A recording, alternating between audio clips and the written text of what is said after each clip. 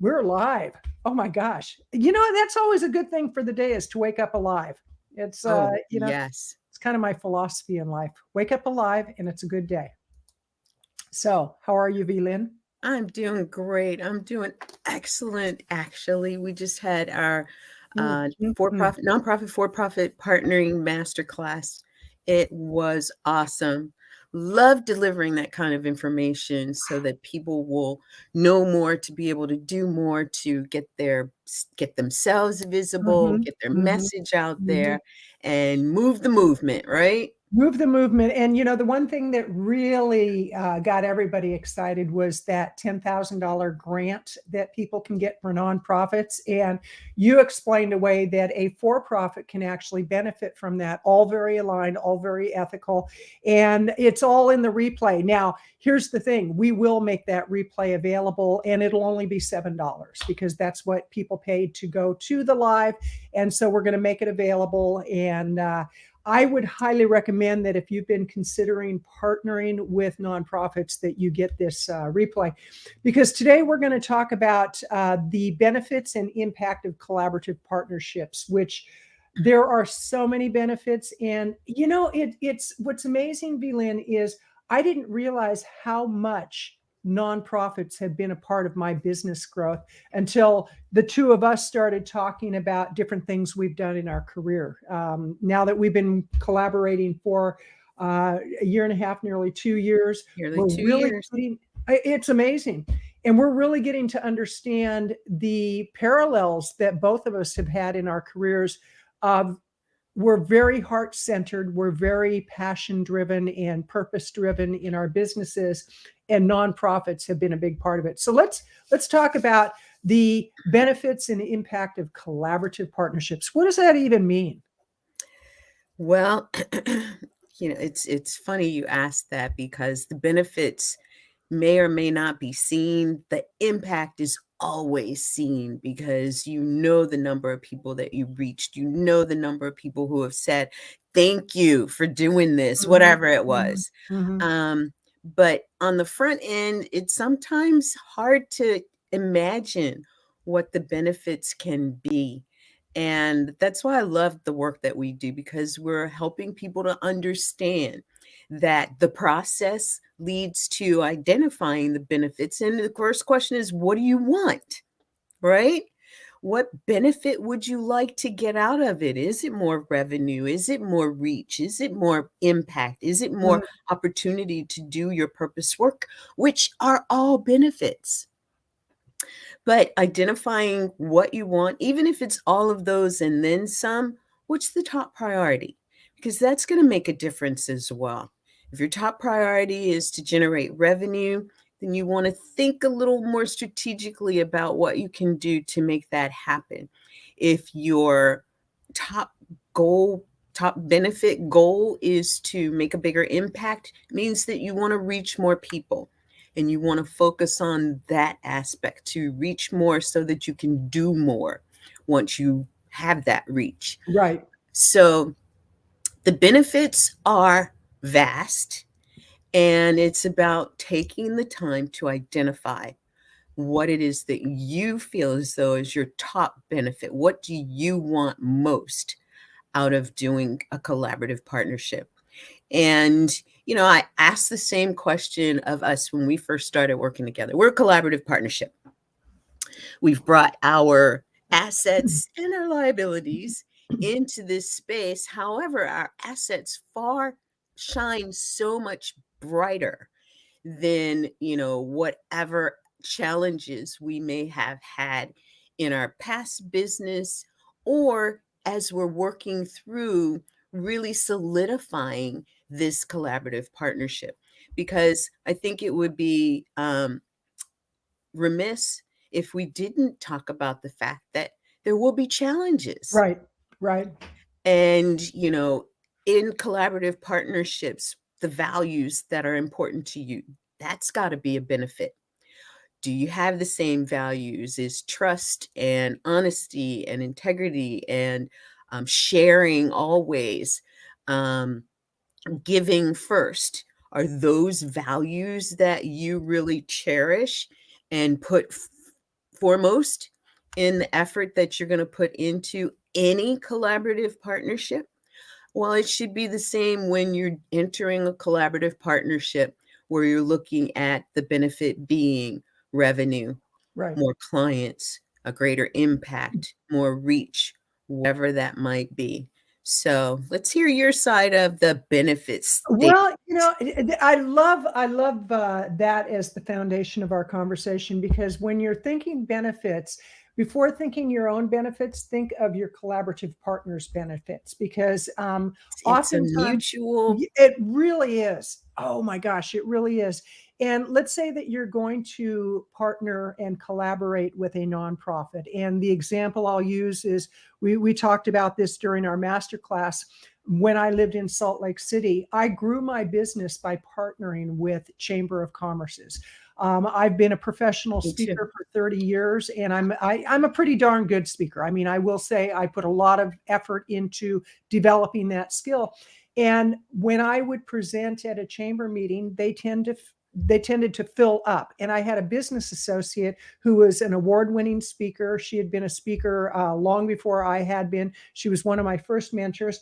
And the energy between the two of us, we tended to have just a really good collaborative partnership. We attracted a lot of people to the presentation. So we actually partnered with chambers throughout the Salt Lake Valley, and they knew that when we presented, they were going to fill up the room. They knew it, hands down. And so the benefit to any organization that we partnered with was we would fill the room, and we took responsibility for filling the room. Now, we also helped them to understand that if they did certain things, it would enhance what we were doing even more. And so the benefit was they would have more visibility. So as you go into a collaborative partnership, you want to think in terms of the benefits that you're going to gain, and also that the other partner. Now, and it's being really transparent, because we've partnered in the time we've been working together with several organizations, for profit and nonprofits, and we're always very transparent. With a few nonprofits, we've said, yes, partnering with you is definitely going to benefit us for our market position. We'll be very transparent on that. We're not going to pretend that it's not going to be.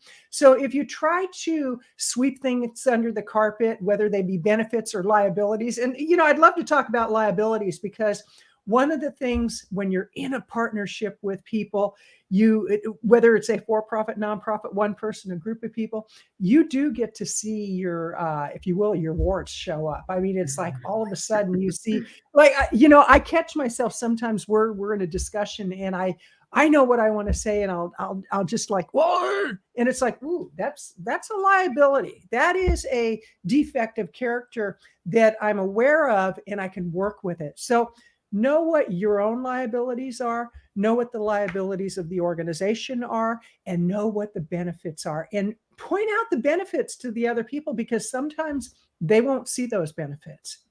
Not everybody has the same vision that you have. So those are a Perspective. few of my thoughts on benefits. I love it, because perspective is everything, right? Absolutely. Perspective Absolutely. is everything. And if you allow someone else's perspective of what they think is true to be the truth, and it's not, or Mhm. it's flawed in some way, and you have the opportunity to set the stage in the way that really benefits all. Right. And I was just thinking too that as you're looking at that, really bring all of it to the table. But even more than that, you want to look at, gosh, I just lost my whole train of thought. Well, let me pick up there about the benefits and showing others what the benefit is, because again, sometimes people don't see the benefit. And one of the assets that we bring to any business relationship is that we're very strategic in our thinking, and we know how to connect the dots. It's like, okay, if Yes. you want to end up at X place in 6 months, what is that going to take on reverse engineering to get to that place? And let's look at Oh, how I know we what I was going connect to say. all the dots. So go ahead. You got to do your due diligence, Mhm, mhm, right? Mhm. You've got to do your due diligence. And due diligence doesn't mean just, dig into somebody's stuff and see what can come up. Due diligence is let me learn about who this person is or who this organization is, what it is that they do. I mean, we've talked about this as far as podcasting and, guest hosting or hosting, where you want to make sure that the person that you're talking to is the person that you're talking to is the right Right. fit. Right. And that comes from doing your due diligence.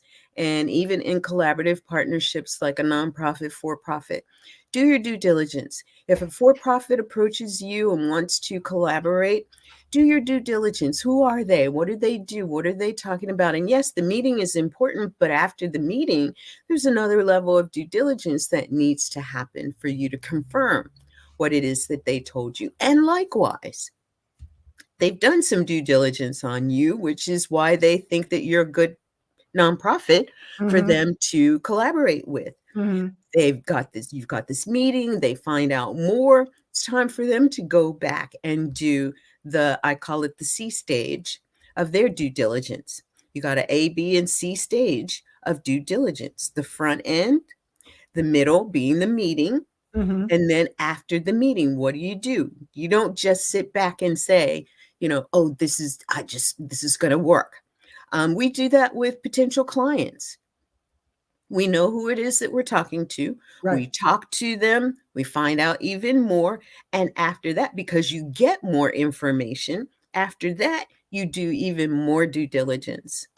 And so that's a key piece I of want to talk about due diligence and you just gave me a thought about somebody that we work with, Frank Sabatino, Dr. Frank Sabatino, the host of the NHA Health Science podcast show. Phenomenal guy. I mean, I adore absolutely awesome. and, Dr. Sabatino, I just have so much respect for him because he does his due diligence before he has a guest that he's interviewing on the show.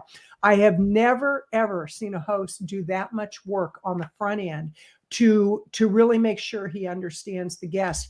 And I would say probably 90% of the guests that he's interviewed have said this is the best interview that I've ever had. The other 10%, they just forget to say that, but you can tell that this is like, wow, this is different than other interviews I've had because he goes back, he looks at their website, he reads their books, he'll read reports that they've written, if they have articles that have been published, if they have whatever it may be. He does so much research on every single guest.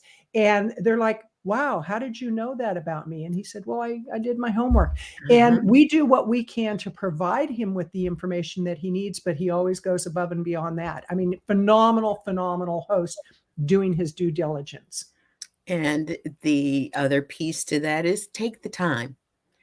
A lot of times we're so busy, we're moving this and we're shaking over here, and we're take the time to do the due diligence because it does pay off.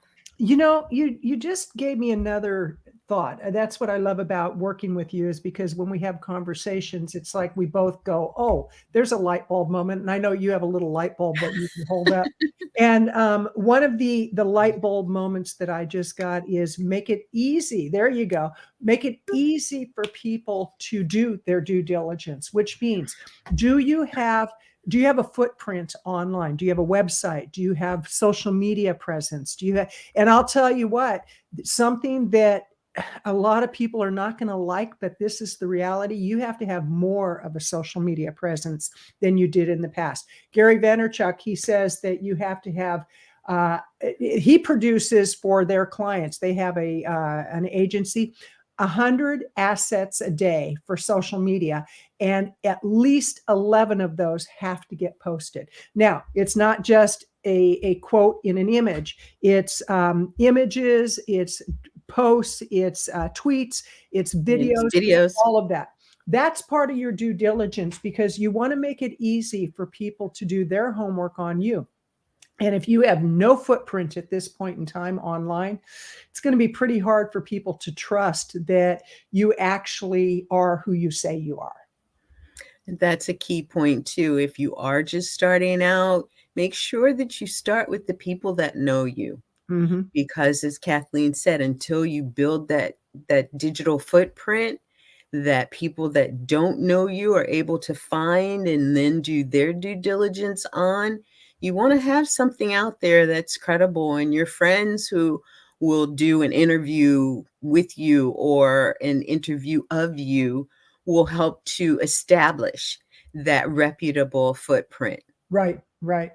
And especially if you're trying to build that visibility, because that's part of the benefits and the impact of collaborative partnerships, is that when you are putting your name out there, that people feel, if you will, they feel safe in that relationship, because you don't want to, one of the worst things that I see happen, especially on LinkedIn, are people that will connect with you and immediately try to pitch you. They're trying to get that collaborative partnership, because if you're in any kind of a relationship with somebody, and professionally, that is a collaborative partnership, but they've just connected with you, and then all of a sudden they're pitching you and they're telling you what you've done wrong, so that they can get your business. That is not the way to do it. The way to do it is to really go in with an open mind of like, how can we benefit one another? Because it's not a one-sided relationship. It most certainly is not. And because it's a mutually beneficial relationship, to your point, Kathleen, it's not just about you and what you desire to get Oh out of no. it. Oh no. I thought it was all about me. Oh no. It That is was a about very the kind other way of person saying, too. It is about the other person too, absolutely. and You are you correct. wanna take the time to do your due diligence about that. Absolutely. How are people seeing you? When's the last time you Googled yourself to see what people are seeing? When's the last time you saw an alert come up on Google? You can set a Google alert on your name, on your business name, and see what's popping up when things pop up about you. I remember talking to a young doctor. She was like, I need to get out there. I'm working in my local market and it's doing good, but I need to get more visibility." And she had never heard about Google your business, Google for your business, or Googling your business to find out where you stand. When you Google your name, if you're not coming up at the top of the list, something is a little awry. Right, right. And if you're Googling your business, think about where you show up there. A lot of people make it deliberate by purchasing a sponsor spot so that Mhm. if somebody Googles their name, they're going to come up at the top and be at an ad for their business. And then there's somewhere in below the ads, and there's somewhere in that on the first page. But even if you don't spend that kind of money, you want to make sure that you're coming up on the first page, Right. especially when you're Googling your own business. And I've seen that happen Well, let's too many times where a business does not come up on the front page. absolutely. And let's talk about some ways that people can get that Google juice, if you will. Because I know that if somebody keys my name, I have about 10 pages of listing after listing after listing. And some of those are from things I did 10, 15, 20 years ago. Some of the pictures, it's like, oh my God, did I really look like that back then? Oh, that was a terrible hairdo. And then, but quite seriously, it's like, let's talk a few ways that people can get that Google juice so they do get that position. And then let's talk about some types of partnerships, types of organizations. We'll say for businesses that are fairly small and they're trying to get that visibility, and they're really trying to create benefit for an organization. So Google juice.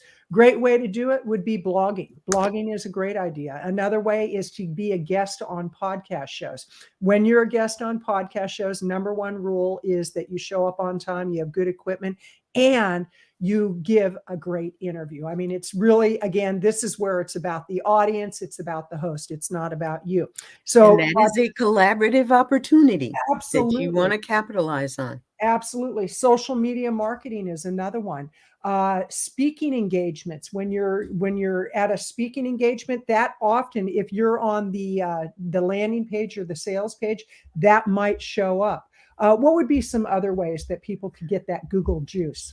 Article writing. Maybe there's a Absolutely. publication that you love, that you've subscribed to, that is seeking fresh thinking in articles. Submit your article. There's also hashtags. Let's talk about hashtags for a minute. Okay.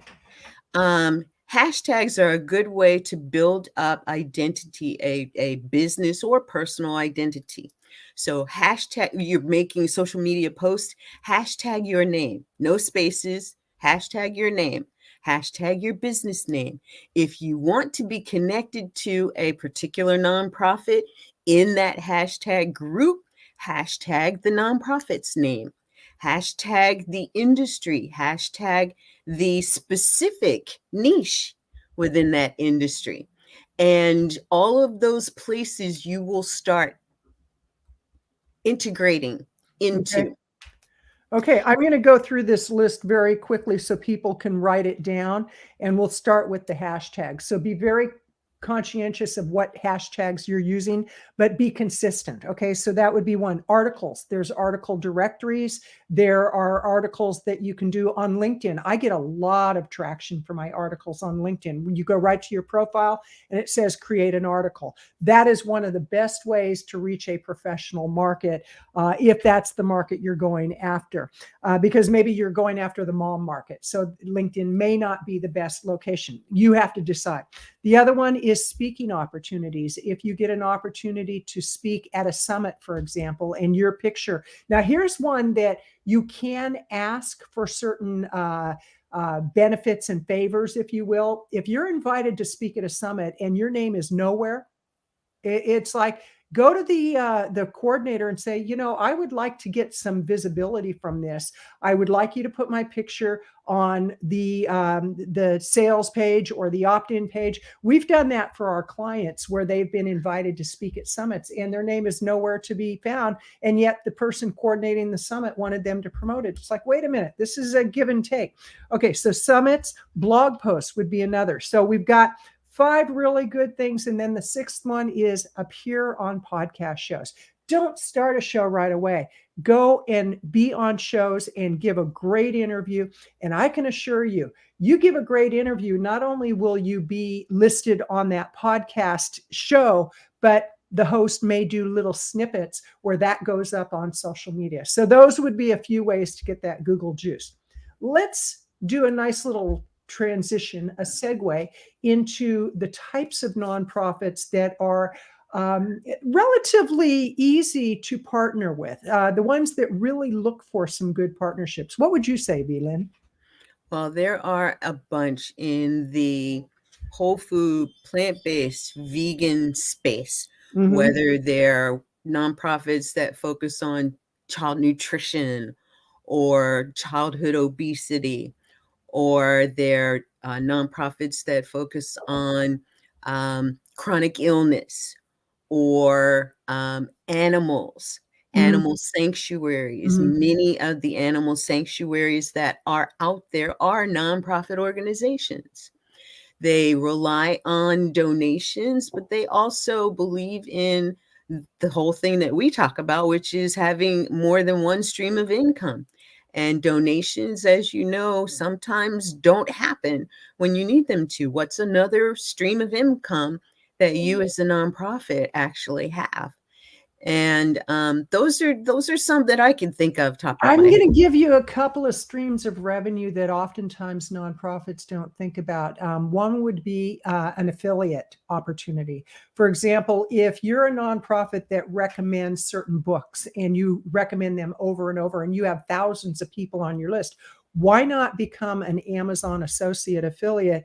Post the link to the book with an image and do a book review. And maybe once a week you do a book review. That's just one simple way. You're not gonna be Not able going to to get rich retire off off of that. it, but But yeah, you'll that bring in would be enough to one way. pay for some ink for that printer. Absolutely. So that being an affiliate to Amazon would be one. Creating your own digital products where you create a course. For example, let's say that you're a nonprofit that is about children and it's about good parenting. You could create, or you could partner with an expert who has created a parenting program and you get a percentage of any sale that is made through the link that's on your website. Those are just two really simple ways. There's plenty of other ways.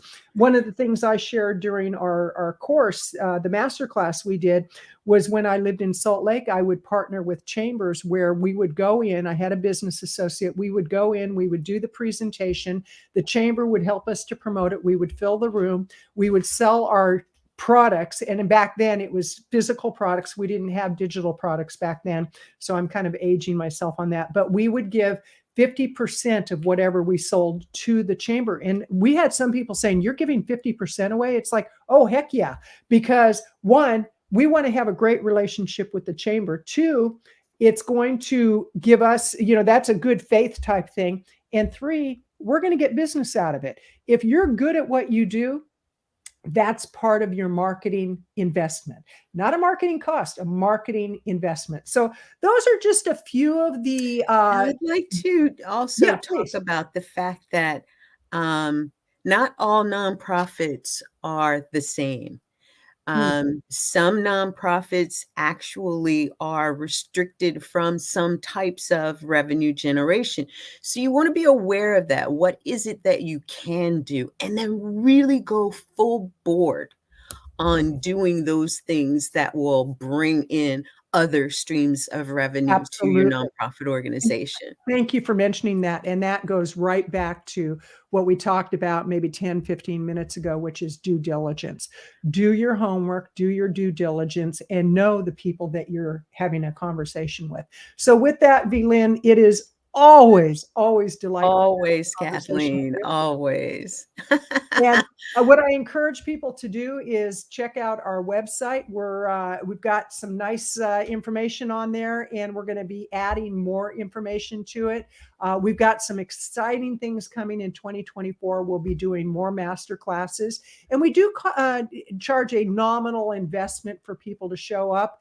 And the reason for that is we want people who are willing to invest in themselves, because we're investing our time and energy into what we're doing. We're sharing decades of knowledge with you, and we want you to be able to feel good about the investment you're making. So with that, Vlyn, always delightful. Always, Kathleen. And thank you, everyone, for joining us today. And we will see you next time. We Bye will. for Have a now. great day. Bye-bye.